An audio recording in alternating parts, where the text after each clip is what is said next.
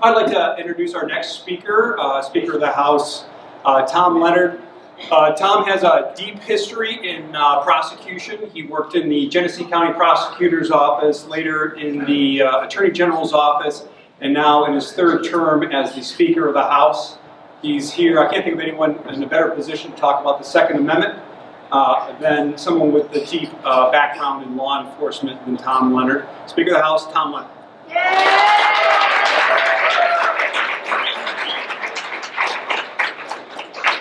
Well, Judge, thank you very much, and what an incredible blessing it is to be with everybody tonight. Doug, you and your team, you do an incredible job every time we have one of these dinners, so thank you very much. Now, I know we are focused on the Constitution tonight. I do want to put in just a couple or three political plugs before I get off this stage. First and foremost, I want all of you to know what an awesome job Joe Molino is doing for this area, and we've got to make sure he comes back next term. And Judge Tom Cameron, Judge Paul Cusick, I have to tell you, these are two rule of law, law and order, whatever you want to call it, judges. We need to make certain that both of them return to the bench. So I want to thank both of you for the work that you do representing us. Now, I want to hit one issue with everything that's been going on in the news over the past several months. I want to hit this gun issue head on. These shootings have been an absolute travesty. They've been tragic. And I think every one of us in this room would agree to that. However, we can never allow the left, we can never allow the media to take tragedies like what we've seen and start to infringe and trample on our constitutional rights that we have here in the United States.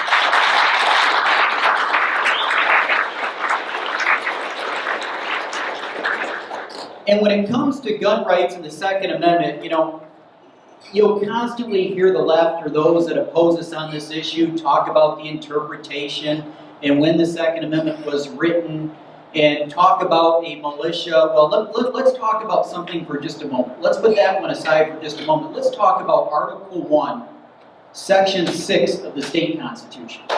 Very seldom do we bring that up, but let's read this. I'm going to read this for just a moment, because there is no interpretation here. Article 1, Section 6 of the state constitution reads, "Every person has a right to keep and bear arms for the defense of himself and the state." Period. I don't see that there's a lot of interpretation there, and that is not a constitutional amendment that was written in the 1700s. It was written in 1963. So a lot of these arguments that the left will bring to you in regards to the Second Amendment, you can put them out right here with Article 1, Section 6 of the state constitution. We cannot allow the left to infringe on our gun rights here in the state of Michigan.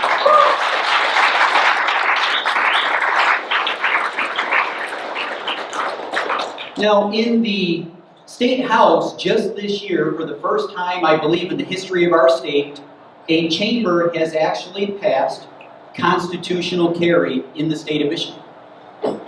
And I will tell you this, I will never forget when that bill was dropped, and one of the news media outlet individuals came to me and they said, "What do you think about this constitutional carry bill that got introduced?" I said, "Well, I think it's more than 200 years past due."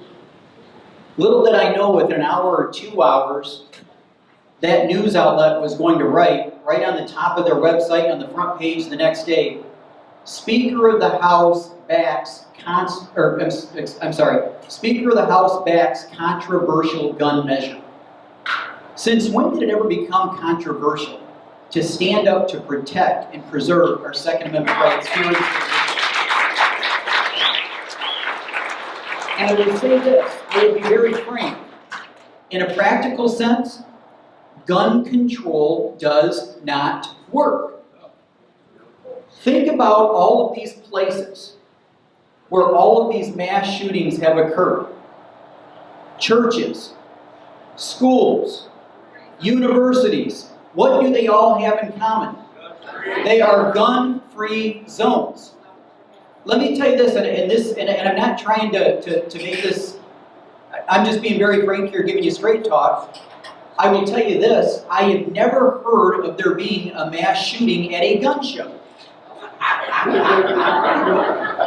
Now, why has it not happened? Because they know if they walk into that room, there are going to be people that are going to be armed that can defend themselves.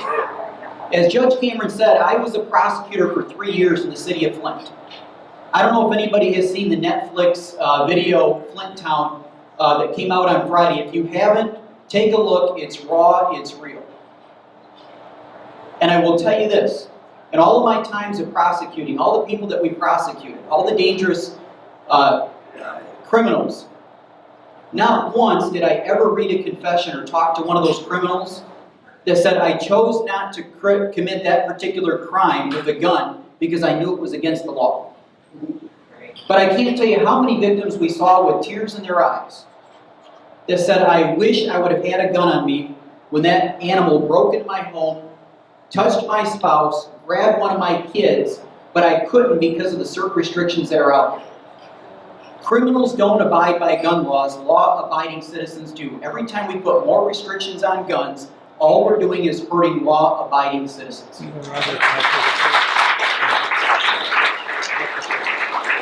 So I want to close with saying this. We as a Republican Party, we have to bring solutions to the problems that our nation and state faces.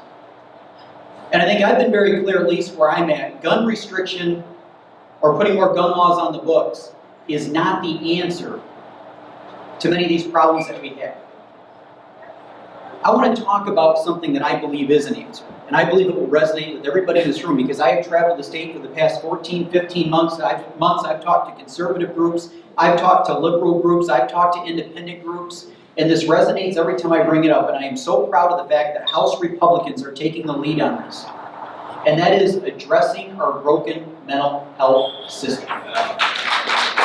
When you look at the people that are committing these heinous crimes, there is something going on mentally. When you look at this individual in Florida that committed this heinous crime, this was somebody that needed help. And the system failed that person. That system failed those 17 people that died in that school. And that's why we have to address our broken mental health system. We've got a corrections budget right now where we spend $2 billion per year. But two statistics a lot of people don't talk about are these two. Nearly 30% of our prison population suffers from some type of mental illness. And when they do, the cost of that inmate goes from $38,000 per year to nearly $110,000 per year. We've got a problem with our mental health system. And shortly after becoming Speaker, I appointed a bipartisan task force to go around the state and meet with local groups, our law enforcement community, our local CMHs, but most importantly, parents and family members of those that suffer from mental illness.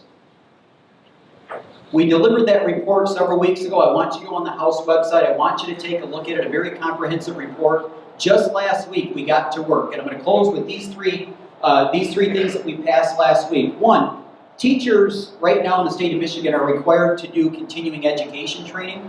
Last week, we passed a bill to allow them, as part of that continuing education, to take courses to help identify and determine when one of their students has a mental health issue. Why not do something as basic and common sense as that? Second, we passed a bill right now. There is no hospital registry to determine how many psychological beds are available in the state of Michigan. So people with mental health issues and their family members are taken into a hospital. They'll call around. They can't find a place to send them, and then they put them back on the streets. Why is there not a database for all of the hospitals to determine when beds are available so that when somebody comes into that hospital, they can get them the help they need? We passed a bill last week to create that database. Last, and you want to talk about common sense, did you know this? It's not even mandatory that those that go on parole out of our prison system have a psychological examination. Why in the world would we want to put somebody on our streets out of prison that might be suffering from a mental illness? We passed legislation last week that would mandate that if somebody's going to go on parole, they will get a psychological evaluation before they leave that prison. Ladies and gentlemen, the answer is not gun control. I believe the answer is addressing our broken mental health system, and that's what we're going to continue to do in the House of Representatives. Thank you so much for having me.